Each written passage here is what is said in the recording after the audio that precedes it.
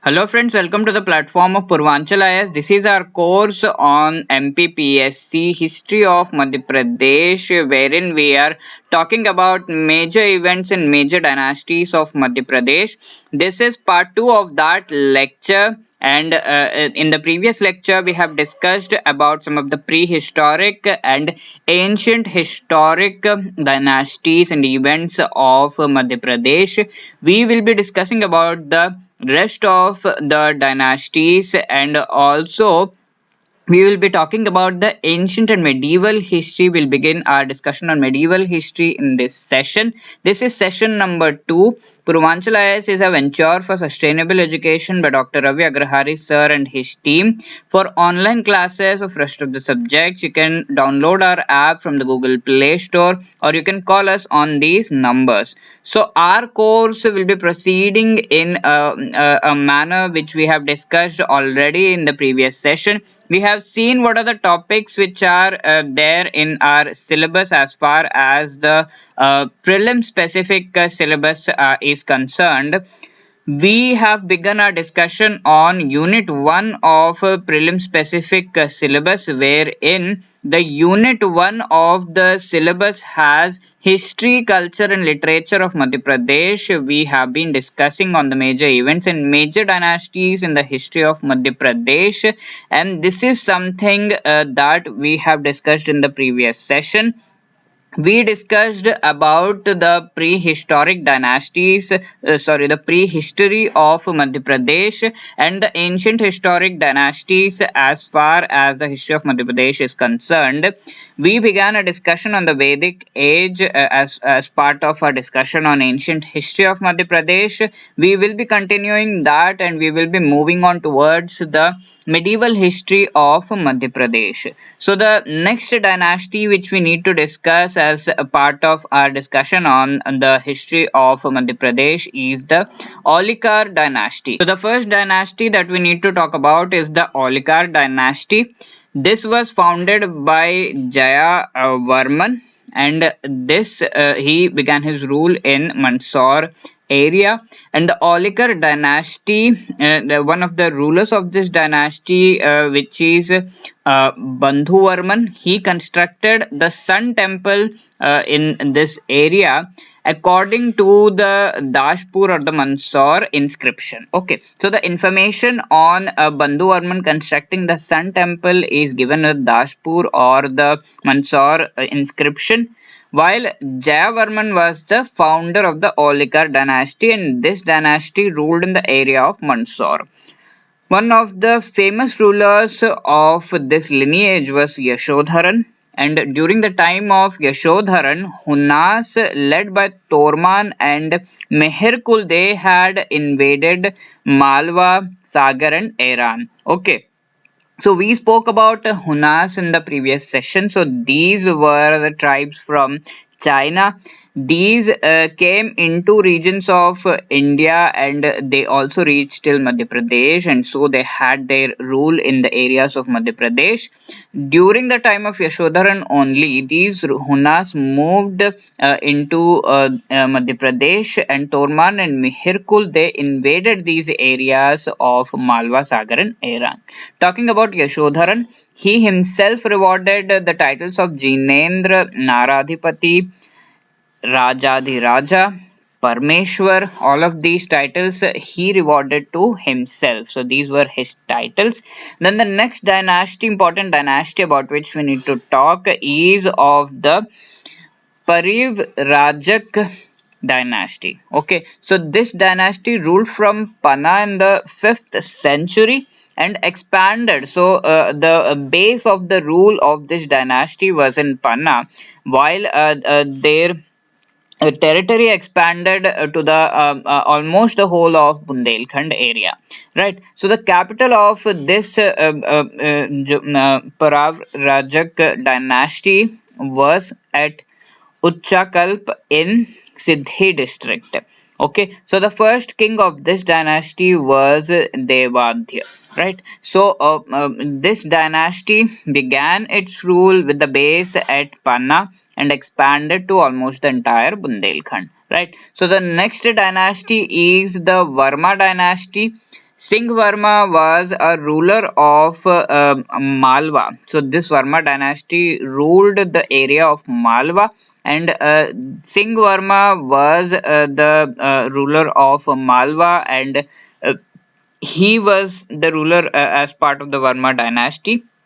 He was also contemporary to Samudragupta in around 335 to 375 AD, and he had two sons, namely Chandravarma and Narvarma. Right. So these two sons, they wanted to rule different areas of Madhya Pradesh, and so Chandravarma, he moved from Malwa and he moved into Marwar area, while Narvarma remained in the Malwa area.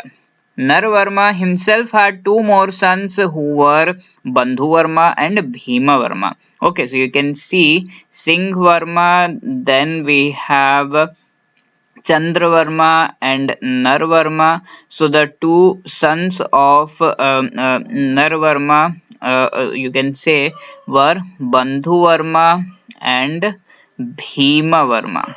Right. So these were, you can say, the lineage of this was the lineage of Varma dynasty. And another ruler, that is Bhanugupta, about whom we have heard in the previous session, was the Samant or the feudal of the Guptas, right? So he ruled over Sagar area. The inscription of Iran mentions about the practice of sati as an authentic evidence. You can say it is an authentic evidence of sati being practiced in this region. So Varma dynasty itself was begun by Singh Varma, and later on Chandravarma and Narvarma were his sons, and the sons of Narvarma, that is Bandhuvarma and Bhimavarma, ruled later on. Right. So the next dynasty about whom we need to talk is the Pushyabhuti dynasty. Harshvardhan was part of it, and he killed Malwa king Dev Gupta, and this Dev Gupta actually was killed so that Harshvardhan could take the revenge of his brother's assassination. Brother who was Rajyavardhan. His assassination's revenge was taken by Harshvardhan by killing Dev Gupta in the Malwa region. He was the king of the Malwa region, and Harshvardhan also captured parts of Malwa region, and he was later on defeated by Pulakesin II. If we look at the Hole inscription and the Chinese traveler Huan Sang's illustrations. Okay, so Malwa region moved from Harshvardhan, from Devgupta to Harshvardhan to Pulkesin, parts of it. So in this way, Pushyabhuti dynasty, we saw about Harshvardhan and Rajvardhan, right? So Pandu dynasty has also been ruling parts of Madhya Pradesh. Inscription obtained from Kalinjar itself gives information on them, wherein King Udayan is said to be the part of Pandu dynasty. The next dynasty about whom we need to talk is the Mokhari dynasty. So a copper seal inscription of the Sarvavarman of the fort of Asirgarh in the east Nimar district he was found, and this copper seal inscription itself gives information about the Makhodi dynasty. So this copper seal inscription was found in Sarvavarman of the fort of Asirgarh. Okay, so this copper seal inscription was of Sarvavarman, and it was found in the fort of Asirgarh, and it suggests about the and gives information about the Mukhori empire, wherein it was extending to the east Nimar area. Then Rashtrakuta dynasty also ruled parts of Madhya Pradesh. So Rashtrakutas, they themselves frequently entered into Madhya Pradesh, and they checked the power of Palas, Pratiharas.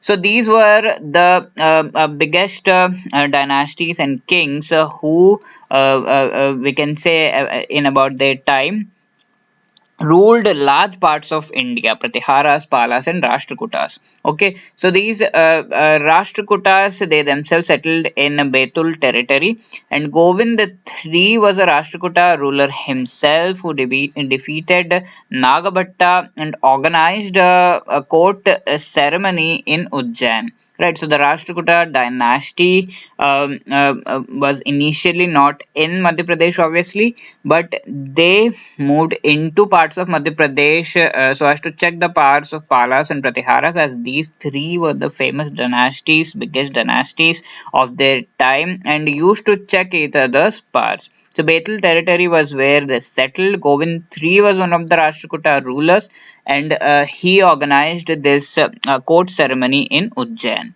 Right. So Gurjad Pratihara dynasty is also important dynasty in this area, wherein they ruled in around 8th century AD's time. Gurjar Pratihara dynasty was established in Ujjain itself, and Nagbhatta was the first ruler of this lineage. Okay, so he was also known as Harish Chandra, and Gurjar Pratihara, they began their rule under Nagbhatta.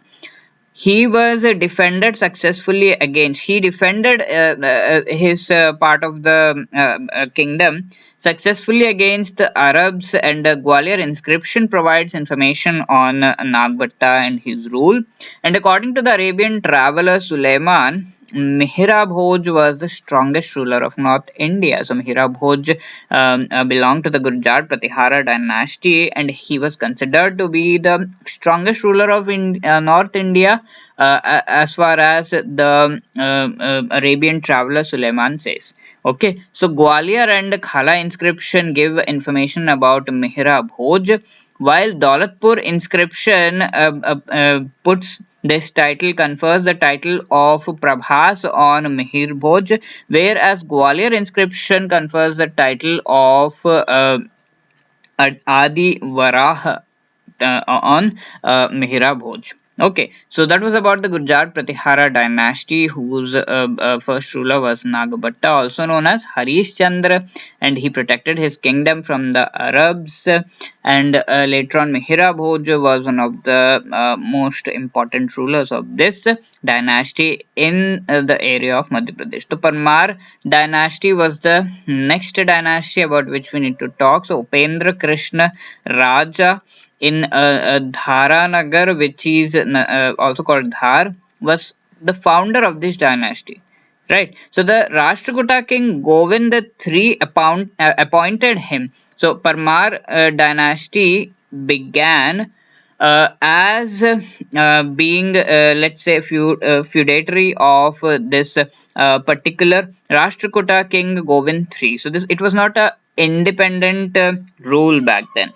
So the first independent king of Parmar dynasty, we can say, was Siak II, and he established the independent area of Malwa, independent state of Malwa. Right. So Vakpati Munj was another majestic king of this dynasty, and Vakpati Munj he himself took various titles like Utpal Raj, Amogh Varsh, Sri Vallabh, Prithvi Vallabh. Right, so you need to remember these titles given because these might be asked. At Munj Lake in Dhar, and he also built various temples of at Maheshwar, Ujjain, Omkareshwar, and Dharmapuri. Right. So Parmar dynasty, it began with Upendra Krishna Raj, as we have seen in Dhar, and Rashtrakuta king Govind III provided and appointed him as the ruler of this area. Later on, Siak II, he was the one who established independent Malwa. Right. Also of this Parmar dynasty, Raja Bhoj was another famous ruler, and Bhoj Tal in Bhopal, which is a temple of Lord Shiva in Bhojpur, and the Ma Saraswati temple in Dhar are the important ones constructed by Raja Bhoj. He also had the title of Nav Sahasak, which means new Vikramaditya.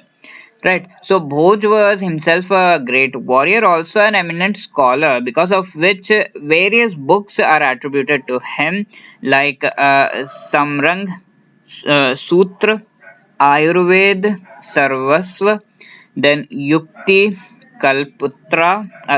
Kalptaru, and Sri Ranga Rupakam. So you can see the names are really difficult, but yes, so these were the books that were attributed to Raja Bhoj. He wrote all of them as he was himself a great warrior, also an eminent scholar. So 11 inscriptions of Raja Bhoj have been received from various areas like of the Ujjain, Dapalpur, Dhar, Bhojpur, and Mahandi.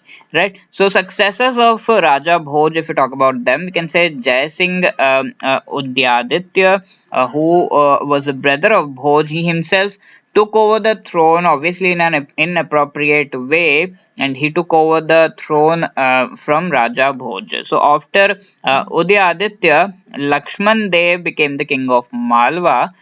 Lakshman Dev conquered Kalchuris and Cholas, right? So the state of Malwa and the rulers improved their skills in such a manner that later on they went on to conquer Kalchuris and Cholas under the Parmar dynasty's rule. And Narvarman and Yashovarman were Malwa's successors after Lakshman Dev's death. Right. So Chandel dynasty is the other important dynasty. Bundelkhand was known as Jejak Bhukti, and initially Chandels were the feudals under Pratiharas. Okay, so in the feudals, the people who worked under these rulers, the governors, etc., they were the reason for various dynasties that appeared in these areas mostly because they later on under circumstances where they could declared their own independence, right? So Nanuka himself founded the Chandel dynasty and established the capital at Mahoba. Harshdev was the first important king of Chandel dynasty, right? So Yashovarman or Lakshman Varman was a prominent king of Chandel dynasty. Also, the inscription of Khajuraho itself mentions about Yashovarman and his conquests. They might be exaggerated, but yeah, it says that Himalaya to Malwa and from Kashmir to Bengal were the areas wherein Yashovarman or Lakshman Varman had his rule till. So that was the range that was given as part of the Khajuraho inscription. Yashovarman himself took away Kalinjar from the Pratihars, right? So he took it away from the Pratihars and defeated the Pratihar king Devpal. Then he was also instrumental in building this Vishnu temple in Khajuraho. And this temple itself is also known as Chaturbhuj temple and the statue of Vaikuntha. Okay, and this temple is known as Chaturbhuj temple. He also established this statue of Vaikuntha, and he received from the Pratihar ruler Devpal the statue of Vaikuntha. Right. So King Dhang Dev himself was the successor of Yashovarman, and he got the territory independent of Pratiharas completely. He built these temples of at Khajuraho, the Parshvanath and the Vishwanath temples at Khajuraho, and he took later on Samadhi at the confluence of Ganga Yamuna in Prayag. Right. So Chandel dynasty itself, we can say, began after Nanuka, and wherein the capital was at Mahoba, and Harshdev was important ruler, while Yashovarman was the important ruler of this area, and the inscription of Khajuraho mentions about him. And Yashovarman himself took away Kalinjar from the Pratiharas. He built the Vishnu temple in Khajuraho, which is known as the Chaturbhuj temple, and the statue of Vaikuntha, which he got from Pratihara ruler Devpal, was established by him. King Dhangdev was the successor of Yashovarman, who himself got the independence from this pratiharas. Okay, temples at Khajuraho, especially the Parshvanath and Vishwanath temples, were constructed by him, and Samadhi, he took Samadhi later on at the confluence, right? So he successfully himself defended his state from Muhammad Ghazni, and that was the reason that the Sultanate did not come up during his time. He killed this Pratihara ruler Rajyapal, and Kandriya Mahadev temple was built by him, and you can see this is the Kandriya Mahadev temple, and Paramardi Dev was the last ruler of Chandel dynasty who was himself defeated by the Qutbuddin Aibak. Okay, Kalchuri dynasty has also ruled parts of Madhya Pradesh. This dynasty itself was founded by Vam Devraj, and Kalchuri dynasty itself split into two branches, that is the Mahishmati and Tripuri dynasties, wherein the Tripuri dynasty, or you can say that in the Tripuri area, the Kalchuri dynasty was founded by Kokkala I, while in Mahishmati, Krishnaraj, Shankargad, and Buddharaj, they ruled the Kalchuri dynasty under the Kalchuri dynasty in Mahishmati. But Buddharaj later on was displaced by the Chalukya ruler Mangalesh, and all of them shifted to Tripuri later on. So they were confined to Tripuri. So Kalchuri dynasty itself was founded by Vam Devraj, and it split into two dynasties, the Mahishmati and the Tripuri. Tripuri itself was founded by Kokkala, while Mahishmati rule was taken up by Krishnaraj, Shankargad, and Buddharaj, wherein Buddharaj was displaced by Chalukya ruler Mangalesh, and all of them came back, right? So the next dynasty is the Kutch Paghat dynasty. Gopachal region is where they began their rule in the present day Gwalior, Morena, Bhind, Shivpuri, Guna, Ashoknagar, and Datia districts of Madhya Pradesh are the ones where you can see traces of this dynasty. Northern Madhya Pradesh was the area. 980 AD was the time, and Vraj Daman himself was a important ruler of this dynasty who conquered Gwalior, and till 12th century they ruled, wherein in 12th century Muhammad Ghazni attacked Gwalior. Kirtiraj, Muldev, Mahipal, Bhuvanpal, and Madhusudan were the successive rulers. The Tomar dynasty is one of the last dynasties which ruled in this area, after whom the Sultanate came in, and Tomar dynasty was itself founded by Maharaj Devavaram, and in the area of Gwalior, Chaturbhuj temple, Lakshmi Narayan temple, Jeet Mahal, Jat or Jeet pillar, and the Mandir fort were all built by them. Kirtipal's reign during that time, Bahlol Lodi invaded Gwalior, and Raja Mansingh Tomar was considered to be one of the majestic kings of the dynasty. He was defeated by Ibrahim Lodi, who invaded Gwalior, and Raja Mansingh Tomar was killed in the war. Man Temple and Gujari Palace were built by King Man Singh, and they have been the greatest examples of that time's architecture. After him, Raja Mansingh's son Vikramaditya Tomar was the last ruler of this dynasty. Right. So that was about the ancient history of Madhya Pradesh. We had a look at the dynasties of which ruled in the areas of Madhya Pradesh. Now moving on to the medieval history of Madhya Pradesh. Madhya Pradesh during Delhi Sultanate, which began by the invasion of Muhammad Ghori, we can say in 1195 to 96 AD. In that time, Muhammad Ghori attacked Lohanga Dev of Gwalior. He captured Gwalior, Kalinjar, and Malwa regions of Madhya Pradesh by 1206 AD. Later on, the slave dynasty began, wherein Qutbuddin Aibak defeated the last ruler of Chandela dynasty, Parimal Dev, and captured the Kalinjar fort. The famous ruler of the slave dynasty was Iltutmish, who conquered areas of Mandu, Gwalior, Malwa, also captured the Mahakaleshwar temple in Ujjain, right? So the Muslim sultanates of Malwa, if we talk about them, the independent sultanate of Malwa was founded by Hussain Khan Ghori, and he was called Dilawar Khan by Firoz Tughlaq. He was also Firoz Amir.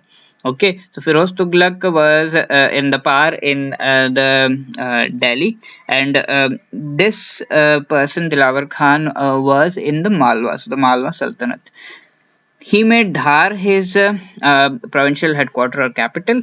And the Ghori dynasty, if we talk about Dilwar Khan was founder of the Malwa Sultanate, and he moved his capital from Dhar to Mandu later on. And he was an art lover himself, and medieval Muslim architecture in Malwa can be attributed to him. And he built two mosques in Dhar and Mandu, and his son Alp Khan built the Shadiabad Mandu fort. Okay, so Hoshangabad Ghori, if we talk about him, later on Alp Khan, about whom we spoke, the successor of Dilwar Khan, assumed the title of Hoshang Shah. Okay, so the tomb of Hoshang Shah in Mandu was built by Muhammad Khilji, and this is known as the Taj Mahal of Madhya Pradesh for its splendid architecture. Established before his death, Hoshang Shah established the town of Hoshangabad along the coast of Narmada river. First Sultan of Malwa, he was who issued pure gold, silver, and copper coins. So, after the death of Hoshang Shah, Ghazni Khan, Sultan of Malwa, he became the Sultan of Malwa in the name of Muhammad Shah Ghori. Right. So Khalji dynasty began later on, wherein in 1436 something drastic happened, that Sultan Muhammad Ghori was poisoned by his Wazir Khalji Turk Muhammad Khan.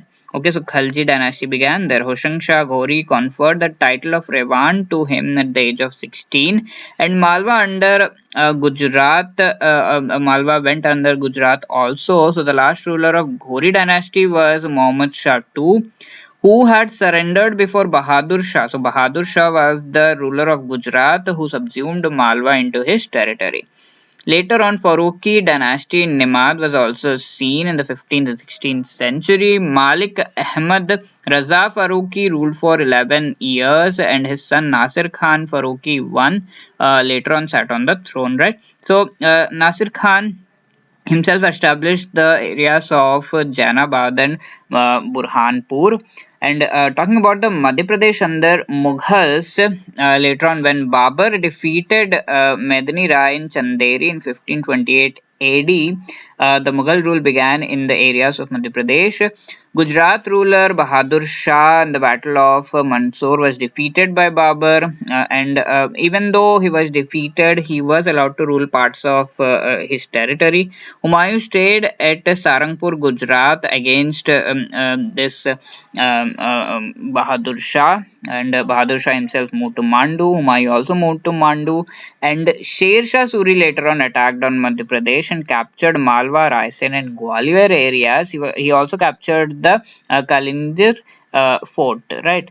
Then in 1561-62 AD, Akbar attacked Malwa, and the ruler of that area, Baz Bahadur himself, in the battle of Saharanpur, was defeated and vanquished, wherein Rani Roopmati herself committed suicide. And 1564 AD, Akbar won the Gadh Katanga state of Gondwana, and this was in the area of Chauraghad near Jabalpur, and its ruler was Mahoba Chandel Princess Durgavati. So, if you talk about the relations between Mughals and the Bundelkhand kings, we can say the Bundelkhand ruler Sohanpal founded the Bundela state after crushing this power of Khangars in that area. The capital he picked up was Tikamgarh or the Orchha region. So the next ruler of Bundela state was the Jujhar Singh, and he revolted against Shah Jahan. So the situation was not good. The relations were not so good. So Jahangir Mahal in Orchha, where Abul Fazl was killed. Okay, so this was the Mahal in Orchha where Abul Fazl was killed. Later on, Champat Rai was a dominant ruler in the Bundela state, and he himself was a good friend of Aurangzeb. But later on, as we have seen the history of the reign of Aurangzeb, he turned more and more non-secular and very intolerant as far as his religious practices are concerned, is what is said. And in that time, the Champat Rai himself rebelled against Aurangzeb. Okay, rebelled actually against Aurangzeb's non-secular policy. Okay, so this was about the history that we have discussed. We'll discuss a few other things in the next session. Thank you, all the best. I hope you have liked this session. For any other query, you can contact us on this number.